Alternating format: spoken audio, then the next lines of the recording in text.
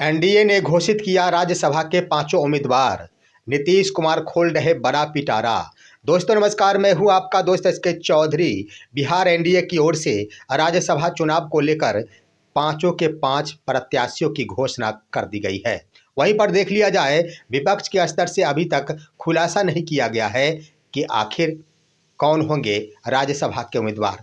लेकिन दोस्तों, यहां पर चार प्रत्याशियों के बारे में तो स्पष्ट था कि उनकी जीत पक्की है, जो एनडीए के उम्मीदवार होंगे। लेकिन पांचवें सीट के लिए आखिर संशय बना हुआ था। लेकिन संशय ज्यों ही समाप्त हुआ, पावर स्टार का पावर भी समाप्त हो गया। दरअसल पवन सिंह जो पावर स्टार कहे जाते हैं, और खबरें चल रही थी कि पावर स्टार को ही राज्यसभा भेजा जा सकता है। लेकिन सबसे बड़ी खबर कि आखिर पावर स्टार का पावर समाप्त करते हुए जिनके बारे में ये खबरें चल रही थी, उपेंद्र कुशवाहा, कि उन्हें राज्यसभा जाने के लिए अपनी पार्टी का विलय करना होगा, आखिर तौर पर उनके नामों की भी घोषणा कर दी गई है।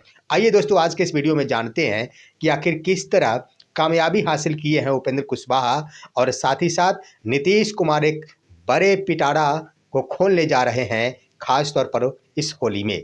आइए इस पर विस्तार पूर्वक चर्चा करते हैं। लेकिन इससे पहले मैं आपसे गुजारिश करूंगा, अगर आप मेरे इस चैनल शौर्या हिंदी न्यूज़ को अभी तक सब्सक्राइब नहीं किए होंगे तो कृपया अभी सब्सक्राइब कर लेंगे।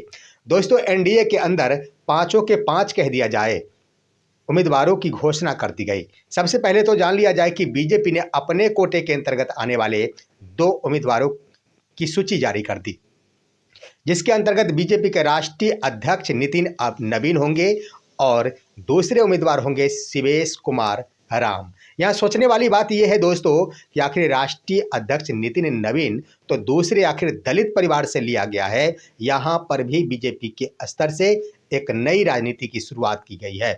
यहाँ पर भी आखिर शिवेश कुमार राम को राज्यसभा भेजकर दलित वोटों को अपने तरफ लाने की कोशिश की गई है। अब आइए, चाहे जो भी रणनीति हो, लेकिन अब तीसरे उम्मीदवार के बारे में बातें करते हैं। 2 सीट तो बीजेपी के खेमे में था, अब आइए 2 सीट जदयू। तो इसके अंतर्गत दोस्तों बता देना चाहेंगे कि खबरें जो चल रही है, और ये बिल्कुल स्पष्ट भी है कि रामनाथ ठाकुर का नाम, भले ही अभी तक औपचारिक रूप से इसका ऐलान नहीं किया गया, लेकिन 2 सीटों का ऐलान किया जाना है आखिर जदयू की ओर से, जिसमें जदयू की ओर से रामनाथ ठाकुर के नामों का ऐलान अवश्य किया जा सकता है।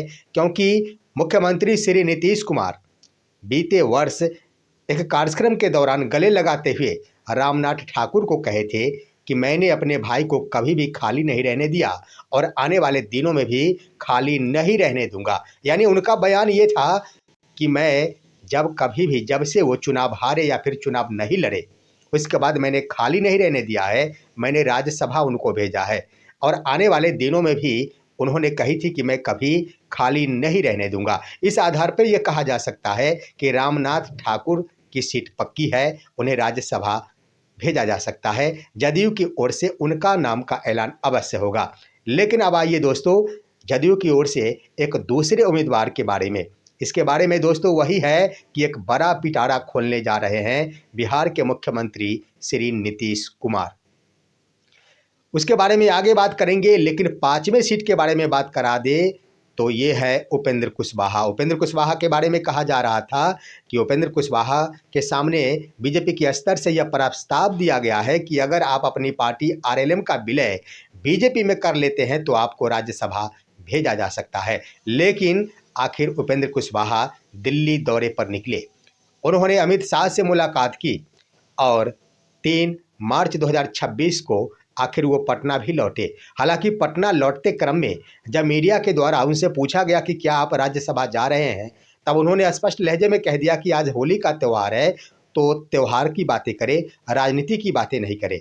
जिसको लेकर खबरें भी सुर्खियों में बन गई थी कि हो न हो उपेंद्र कुशवाहा का पत्ता साफ होना तय माना जा रहा। लेकिन आखिर गंभीरता दिखा रहे थे, अंत में उनके स्तर से खुद ही स्पष्ट कर दिया गया है। उन्होंने अपने पोस्ट के माध्यम से स्पष्ट कर डाली है कि मैं एनडीए के तमाम नेताओं को राज्यसभा में समर्थन देने के लिए आभार व्यक्त करता हूं।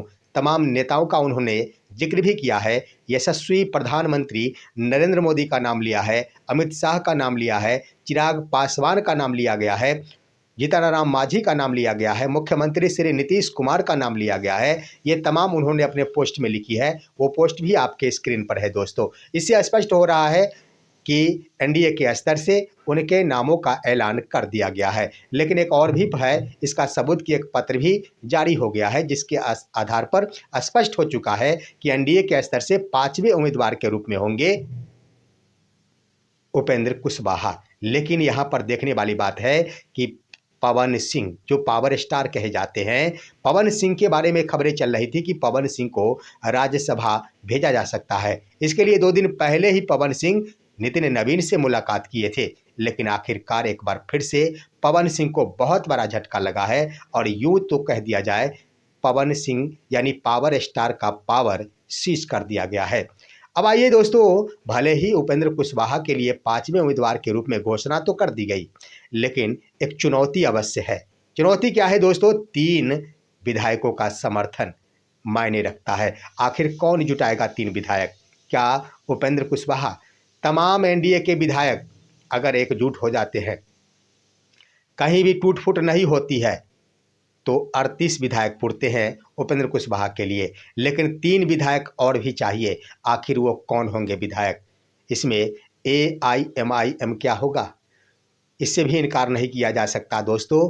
वैसे महागठबंधन के कोई भी पार्टी के विधायक उपेंद्र कुशवाहा को समर्थन तो नहीं ही देंगे, लेकिन आखिर एआईएमआईएम के पास 5 विधायक है। 5 में से कोई 3 विधायक का समर्थन मिल जाता है तो उपेंद्र कुशवाहा राज्यसभा चले जाएंगे। यूँ कह दिया जाए बसपा भी है, तो बसपा भी अगर समर्थन कर देती है तो 1 सीट का समर्थन उपेंद्र कुशवाहा को मिल जाएगा। लेकिन एक बड़ी चुनौती है तेजस्वी प्रसाद यादव।